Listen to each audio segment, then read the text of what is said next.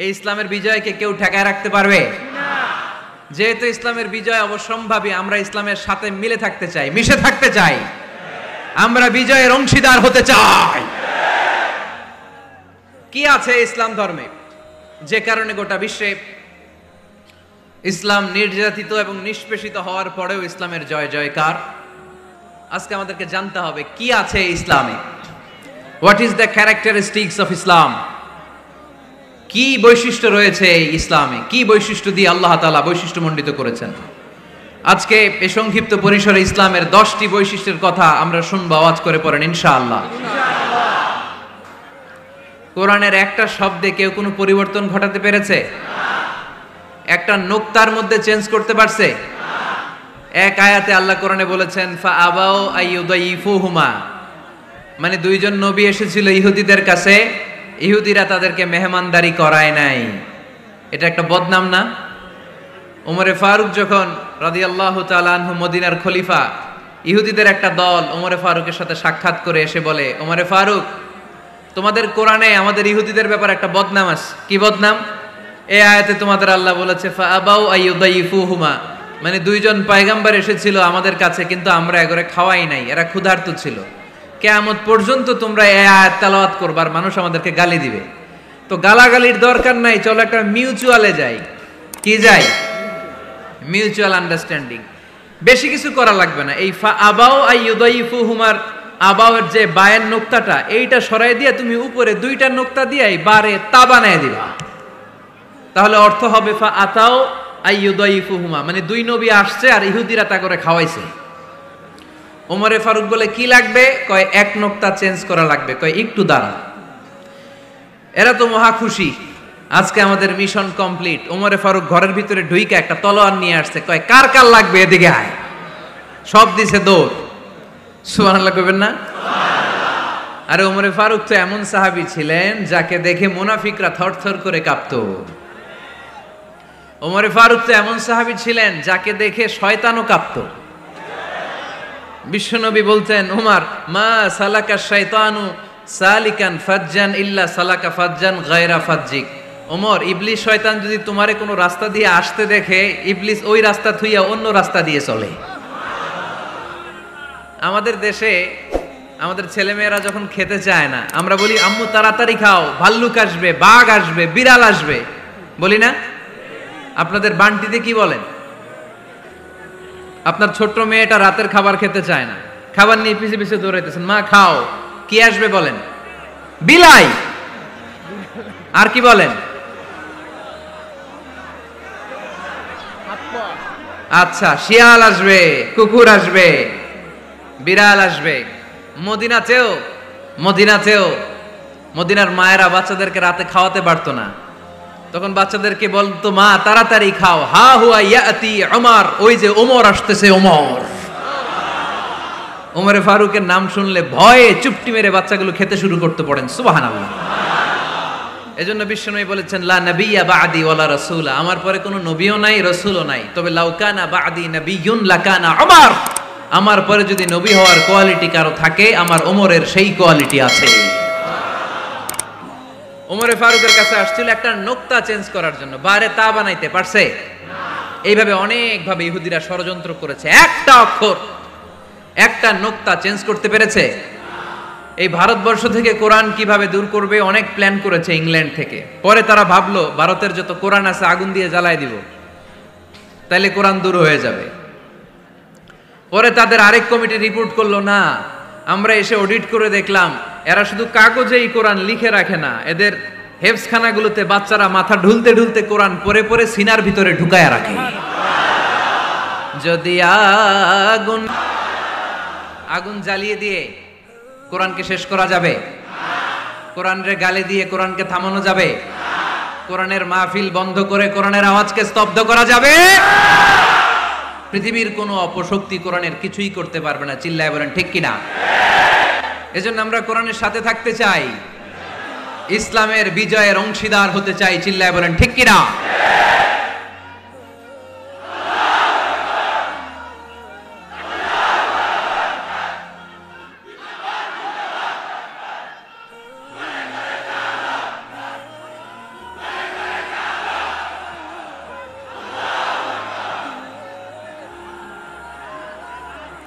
ইসলাম ধর্মের প্রথম বৈশিষ্ট্যের নাম হচ্ছে আর রাব্বানিয়া, মানে হচ্ছে এটা রবের দেয়া ধর্ম। ইসলামটা দিয়েছে কে? এটা কি সত্য ধর্ম না মিথ্যা ধর্ম? কার দেয়া ধর্ম? হুয়াল্লাযী আরসালা রাসূলাহু বিল হুদা ওয়া দীনিল হক লিইয়ুযহিরাহু আলাদ-দীনি কুল্লিহি ওয়ালাউ কারিহাল মুশরিকুন। তিনি তো এমন সত্তা যিনি তার নবীকে সত্য ধর্ম দিয়ে পাঠিয়েছেন, হেদায়েত দিয়ে পাঠিয়েছেন। মুশরিকরা কোরআনকে, ইসলামকে যতই না অপছন্দ করে, ইসলামের আওয়াজকে কেউ থামাতে পারবে না। এজন্য ইসলামের প্রথম বৈশিষ্ট্যের নাম আর রাব্বানিয়া। এটা রবের দেয়া ধর্ম, এটা মন মস্তিষ্ক প্রসূত কোনো ধর্ম নয়। এ ধর্মের সবকিছু রব কেন্দ্রিক, রব সেন্টার্ড, রবের টেক কেয়ারে চলে। সব জায়গায় রবের নাম আছে না নাই? আমরা যখন বলি আল্লাহ দুনিয়ার কল্যাণ চাই, আখিরাতের কল্যাণ চাই, আগুনের শাস্তি থেকে তোমার কাছে পানা চাই, তখন আমরা রবের নাম নেই। আমরা পড়ি রব্বানা আতিনা ফিদ দুনিয়া হাসানাতাও ওয়া ফিল আখিরাতি হাসানাতাও ওয়া কিনা আযাবান নার। সুবহানাল্লাহ পড়েন। এই দোয়াটা যে করি, কোন শব্দ দিয়ে করি? রব্বানা। কি বলি? মানে আমাদের রব। সব জায়গায় রবের নাম আছে না নাই? আবার যখন ভুল হয়ে যায়, অন্যায় হয়ে যায়, পাপ হয়ে যায়, তখন যেই দোয়াটা করি ওই দোয়ার শুরুতেও রবের নাম আছে না নাই? তখন আমরা পড়েন রব্বানা যালামনা আনফুসানা ওয়া ইল্লাম তাগফির লানা ওয়া তারহামনা লানাকুনান্না মিনাল খাসিরিন। ও আমাদের রব, জুলুম করেছি, অন্যায় করেছি, পাপ করেছি, তুমি যদি মাফ না করো আমরা তো ক্ষতিগ্রস্তদের মধ্যে শামিল হয়ে যাব। ঠিক কি না? তার মানে দোয়ার আগে কার নাম? বলেন রবের নাম। কার নাম? আবার কবরের প্রথম প্রশ্নেও রবের নাম আছে না নাই? জিজ্ঞেস করা হবে মার রব্বুক, তোর রবের নাম কি? আমরা উত্তরে কি বলবো? আল্লাহ আমারে রব, এই রবই আমার সব, দমে দমে তনু মনে তারি অনুভব, আল্লাহ আমারে রব। তার মানে সব জায়গায় রবের নাম আছে না নাই? যখন রুকু দেই, রুকু ওইখানে কি পড়ি? সুবহানা রাব্বিয়াল আযীম। যখন সিজদায় যাই তখন কি পড়ি? সুবহানা রাব্বিয়াল আ'লা। তার মানে এই ধর্মের কেন্দ্র হচ্ছে রবকে কেন্দ্র করে এই ধর্ম প্রতিষ্ঠিত, রবের দেয়া ধর্ম, রবের টেক কেয়ারে চলে। এই জন্য এই ধর্মের বৈশিষ্ট্যের নাম হচ্ছে রব্বানিয়া। আওয়াজ করে বলো মুসলমান, এই ধর্মের বৈশিষ্ট্যের নাম কি? এই তো মুখস্থ হয়ে গেছে। ক্লাসের মতো হয়েছে না এটা? প্রাইমারি ক্লাসে পড়ায় না ক খ গ, সবাই বলে ক খ গ। তো এরকম আওয়াজ করে বললে মুখস্থ করাই দিবে কে? তাহলে হিন্দু ভাইদেরকে যখন দাওয়াত দিব, বলবো ভাই আমরা এত কিছুর পূজা করি না, আমরা হিন্দু ধর্মের প্রতিও শ্রদ্ধাশীল, কোন ধর্মকে নিয়ে আমরা কোনো কটূক্তি কখনো করি না, তবে চিন্তার জন্য মাঝে মাঝে কিছু যৌক্তিক কথা আমরা ছুড়ে দেই। ঠিক কিনা? আমরা তাদেরকে বলি যে আমরা এতগুলো খোদার ইবাদত করতে পারবো না, একজনের ইবাদত করে কুলবাই না। ঠিক কিনা? এইভাবে যুক্তির আলোকে আমরা বুঝাবো আমাদের ধর্মটা একজন রবকে কেন্দ্র করে। এজন্য ইসলাম ধর্মের প্রথম বৈশিষ্ট্যের নাম আর রাব্বানিয়া। কি নাম? মাশাআল্লাহ। 2 নাম্বার বৈশিষ্ট্যের নাম হচ্ছে আল ইনসানিয়া। সবাই বলেন 2 নাম্বার বৈশিষ্ট্যের নাম। আবার বলেন, সবাই জোরে বলেন। এর মানে হচ্ছে মানবতার ধর্ম। এটা ইসলাম কিসের ধর্ম? হিউম্যানিটেরিয়ান রিলিজিয়ন, মানবতার ধর্ম। মানুষকে ইসলাম সবচেয়ে গুরুত্ব দেয়। মানুষকে ইসলামে বলা হয় আশরাফুল মাখলুকাত, সব মাখলুকাতের মধ্যে মানুষ সেরা। ঠিক কিনা? এমনকি আল্লাহ আমাদেরকে এত মর্যাদা দিয়েছে, ইসলাম ধর্ম গ্রহণ করার ক্ষেত্রে আল্লাহ কোনো জোর জবরদস্তি করে নাই। লা ইকরাহা ফিদ্দিন, দিনের ভেতরে জোর জবরদস্তি আছে? আপনি চাইলে হিন্দুদের মন্দির ভাঙতে পারবেন? তাদেরকে জোর করে ধর্মান্তরিত করতে পারবেন না, কারণ সে তো মানুষ, সবার উপরে মানুষ সত্য, তাহার উপরে নাই। সব মাখলুকাতের মধ্য থেকে মানুষের মর্যাদা সবচাইতে বেশি। আল্লাহ আমাদেরকে ফ্রি উইল দিয়েছেন, স্বেচ্ছায় স্বাধীনভাবে আমরা সব করতে পারি। ফামান শাআ ফালিউমিন, ওমান শাআ ফালইয়াকফুর, চাইলে মুসলমান হইতে পারো আবার কাফির হইতে পারো, দ্য ডিসিশন ইজ ইয়ার্স, সিদ্ধান্ত তোমার। তবে মুসলিম হলে জান্নাতে থাকবা, আর কাফির হলে জাহান্নামে পূর্বা। জোরে কোন ঠিক কিনা? কিন্তু জোর করে ঢুকাইছে আপনার ইসলামে, কারণ এটা মানবতার ধর্ম, এটা মানবতার কথা বলে। ইসলাম সবাইকে মানুষ হিসেবে কনসিডার করে। বিষ্ণু ঈসা ইসলাম একবার একটা লাশ দেখে সাহাবীদের সাথে বসা, বিশ্বনবী হুট করে দাঁড়িয়ে গেলেন। কি করলেন? সাহাবারা বললেন, ইয়া রাসূলুল্লাহ ইন্নাহু ইয়াহুদি, এটা তো ইহুদির লাশ। আপনি দাঁড়ালেন যে, এটা কার লাশ? আপনি দাঁড়ালেন কেন? বিশ্বনবী বললেন, আওয়ালাইসাত নাফসান, এটা কি মানুষ না? ইহুদি কি মানুষ না? আরে আমি তো ইহুদি, খ্রিস্টান, মুসলিম ওগুলো দেখা দাঁড়াই নাই, আমার দু চোখে আমি কনসিডার করেছি this is a human being, so I need to salute হিম। এটা মানুষ, এটা মানব, আমি মানব জাতিকে দাঁড়িয়ে স্যালিউট করেছি। চিল্লায় বলো ঠিক কিনা?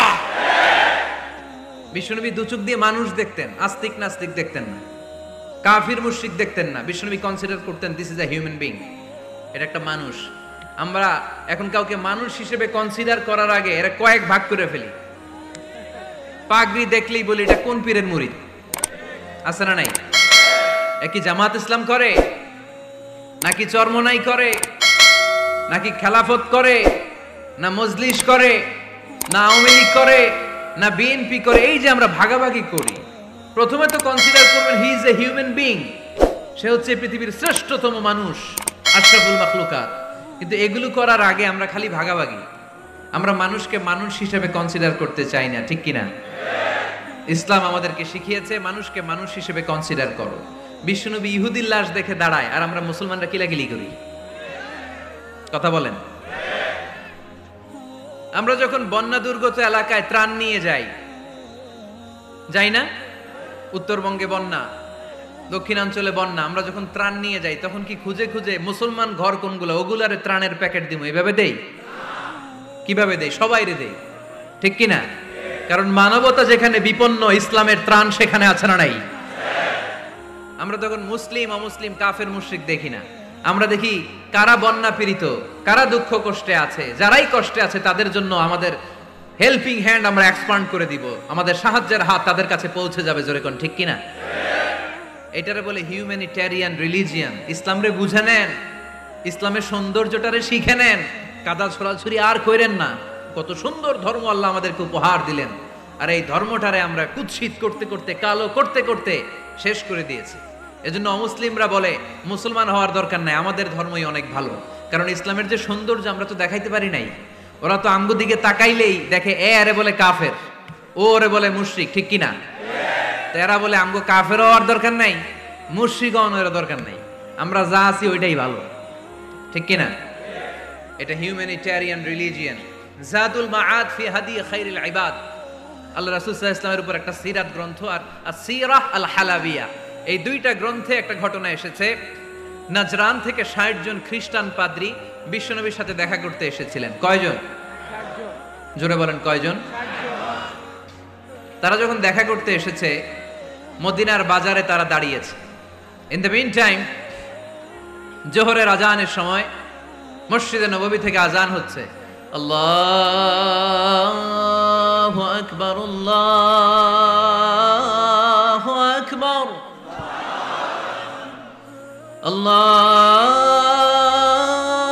আল্লাহু আকবার,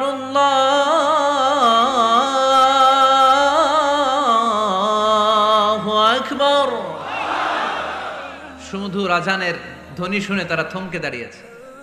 বাজারে দেখতে লাগলো আজান হওয়ার সাথে সাথে ব্যবসায়ীরা দৌড় মসজিদে। কিন্তু কি আজীব তামাশা, তাদের নাজরান দেশে ব্যবসায়ীরা যেমনি দোকানপাট বন্ধ করে ছুটে, মদিনার মুহাম্মদ সাল্লাল্লাহু আলাইহি ওয়াসাল্লামের উম্মতেরা দোকান বন্ধ করে ছুটে না, দোকান যে যার যার দোকান যেরকম ছিল ওইভাবে রেখেই দৌড়। দোকানের শাটার নামায় না, দোকানের ক্যাশ বক্সে তালা ঝুলায় না।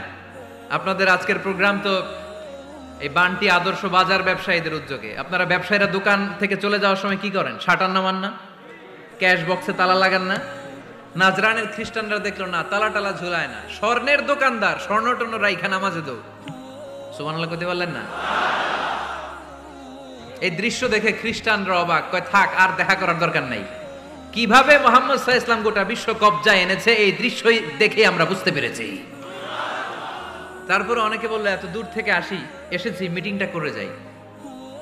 জোহরের নামাজের পর তাদের দুধ যেয়ে বলল খ্রিস্টান পাদ্রী এসেছে 60 জন দেখা করতে চায়। বিশ্বনবী বিপাকে পড়ে গেলেন, হায় হায় কই বসতে দিব, আমার তো তাদের মতো রাজপ্রাসাদ নাই, আমার তো এরকম বড় বালাখানা নাই, ডুপ্লেক্স ট্রিপ্লেক্স বাড়ি নাই, কই বসাবো। এক সাহাবী বললেন ইয়া রাসূলুল্লাহ পাহাড়ের পাশে ছায়া আছে, চলেন ওইখানে বসি। আল্লাহ রাসূল বললেন একটা কথা বললা, এরা খ্রিস্টান মেহমান, এদেরকে নিয়ে ছায়ার মধ্যে বসা যায় নাকি? আর এক সাহাবী বললেন ইয়া রাসূলুল্লাহ আমার খেজুর বাগান, খেজুর পেড়েছি, খেজুর পাতা দিয়ে একটা বিছানা করে দে, ওইখানে বসি কেমন হয়? রাসূল সাল্লাল্লাহু আলাইহি ওয়াসাল্লাম বললেন না, দে আর দ্য ফরেন ডেলিগেটস, তাদেরকে নিয়ে তো এইভাবে বসা যায় না। বলতে না বলতে 60 জন খ্রিস্টান পাদ্রী এসে হাজির। কি করবেন বিশ্বনবী? উপায় অন্তর না দেখে 60 জন খ্রিস্টানের জন্য বিশ্বনবী নিজ হাতে মসজিদে নববীর তালা খুলে দিয়ে মসজিদে ঢোকার ব্যবস্থা করে দিয়েছেন।